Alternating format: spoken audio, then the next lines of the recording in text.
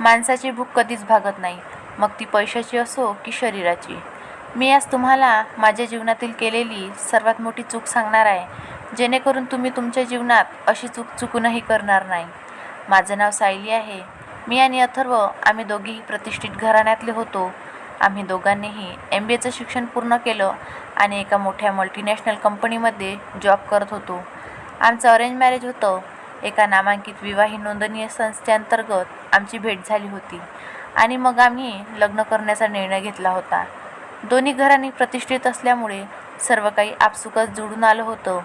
सर्वात आधी आमचा साखरपुडा करण्याचं ठरलं होतं आणि 3 महिन्यानंतर लग्नाची तारीख निघाली. अथर्व आणि माझा साखरपुडा धुमधडाक्यात पार पडला होता. एखाद्या लग्नाला लाजवेल असा हा समारंभ झाला होता. सगळे खूप आनंदात होते. माझ्यासारखी सुंदर आणि हुशार मुलगी मिळाल्यामुळे अथर्वही खुश होता. तर अथर्वसारखा हँडसम आणि प्रतिष्ठित घराण्यातला मुलगा भेटल्यामुळे मीही आनंदी होते. साखरपुड्याच्या दिवशी आम्ही एकमेकांना नंबर एक्सचेंज केला आणि मग त्यानंतर माझं आणि अथर्वचं फोनवर बोलणं सुरू झालं होतं. तासनतास आम्ही फोनवर बोलत असायचं, एकमेकांशी चॅटिंग करत होतो. काही दिवसांनी मी आणि अथर्व पहिल्यांदाच एकांतात भेटलो आणि त्यानंतर आमच्या भेटीगाठीही वाढल्या होत्या. साखरपुड्याला 15 दिवस उलटल्यानंतर एक दिवस अथर्व मित्राला भेटण्याच्या बहाण्याने मला एका फ्लॅटवर घेऊन गेला आणि तेथे आमच्यात खूप जवळीकता आली. लग्नाआधीच आम्ही सर्व मर्यादा ओलांडून टाकल्या.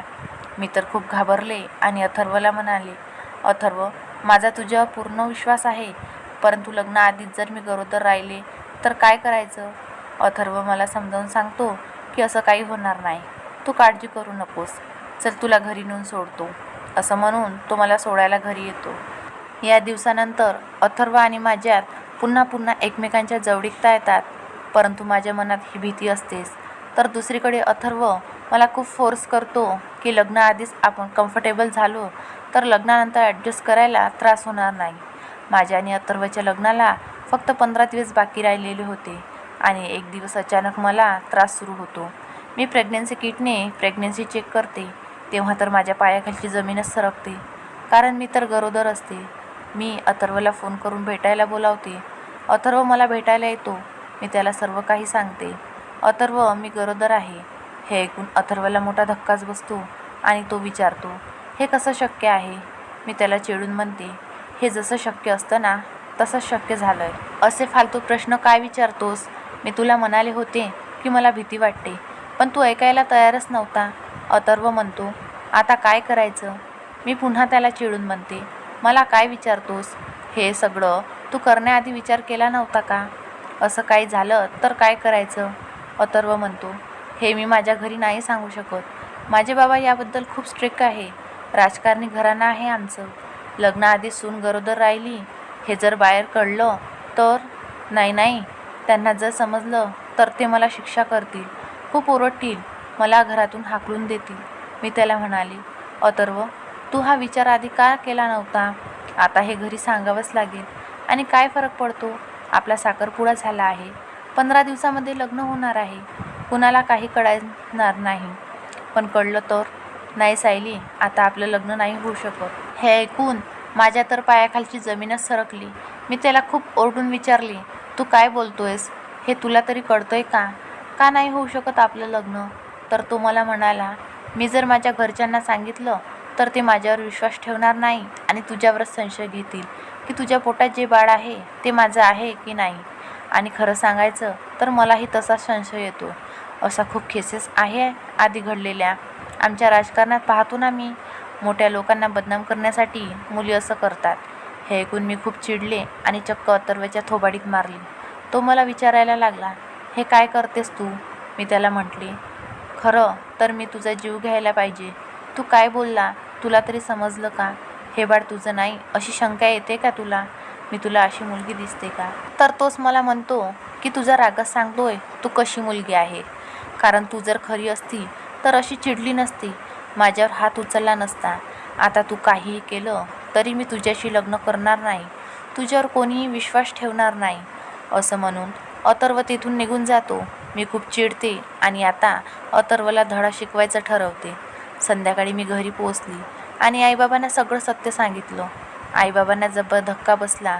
ते माझ्यावर खूप चिडले आणि मला जबाब विचारायला लागले. आईने तर चक्क माझ्या थोबाडीत मारली. परंतु मी सगळं त्यावेळी संयमाने घेतले आणि त्यांच्यासमोर माझी बाजू मांडली. माझे बाबा म्हणाले, सायली, तुझी चूक झाली, पण आता तुला ती समजली, ही चांगली गोष्ट आहे. आणि आता तुझा जो काही निर्णय असेल तो मला मान्य असेल. मी त्यांना आपला निर्णय सांगितला. तो निर्णय या दोघांसाठीही धक्कादायक असतो. माझी आई तर यासाठी चक्क नकार देते. परंतु माझे बाबा म्हणतात, मला तुझं म्हणणं पटतंय, तू पुढे जा, मी तुझ्या पाठीशी उभा आहे. मला खूप आनंद होतो. दुसऱ्या दिवशी सकाळी मी आईबाबांबरोबर अथर्वच्या घरी येते. तेव्हा अथर्वने आधीच त्याच्या आईबाबांना सांगितलेलं असतं, सायली गरोदर आहे. परंतु मी तिच्या अंगाला हातही लावलेला नाही.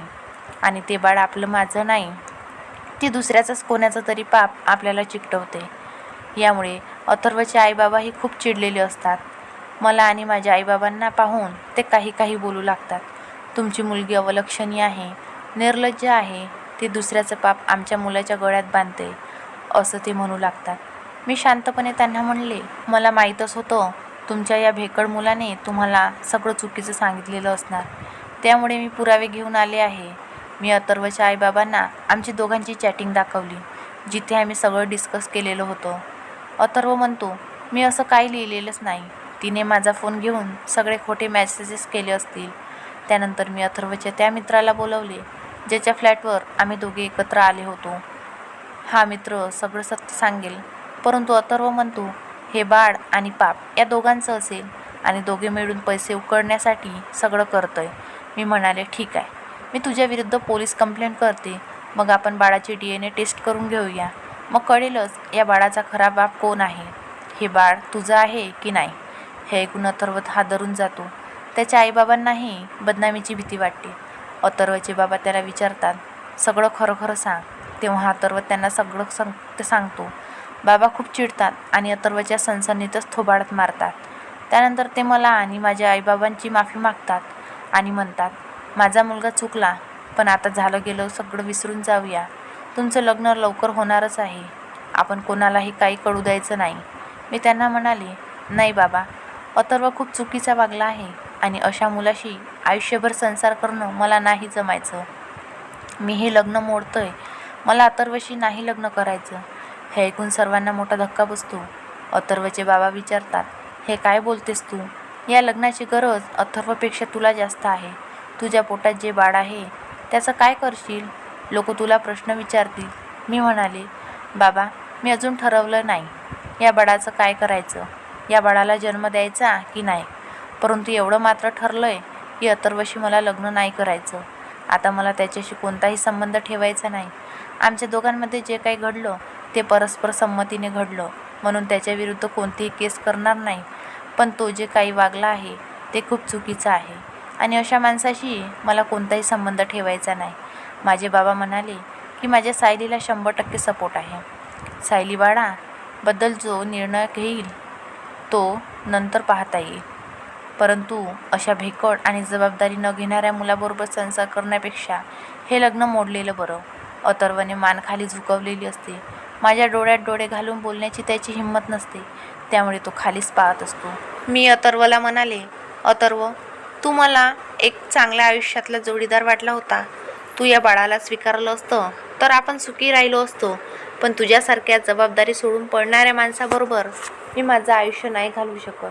पुन्हा कधी तुझं तोंड दाखवू नको मला. असं म्हणून मी माझ्या आईबाबांना घेऊन तेथून निघून गेली. आता अथर्वला त्याच्या वागण्याचा पश्चाताप होतो. पण आता वेळ निघून गेलेली होती. तर मैत्रिणींनो, कशी वाटली आजची कथा नक्कीच कमेंट करून सांगा. आणि अशाच नवनवीन कथांसाठी लाईक करा, शेअर करा. चॅनलवर नवीन असाल तर सबस्क्राईब नक्की करा आणि ऑलवर सेट करा. ज्याने काय होते की मी टाकलेल्या प्रत्येक व्हिडिओचे नोटिफिकेशन लगेचच तुम्हाला मिळेल. धन्यवाद.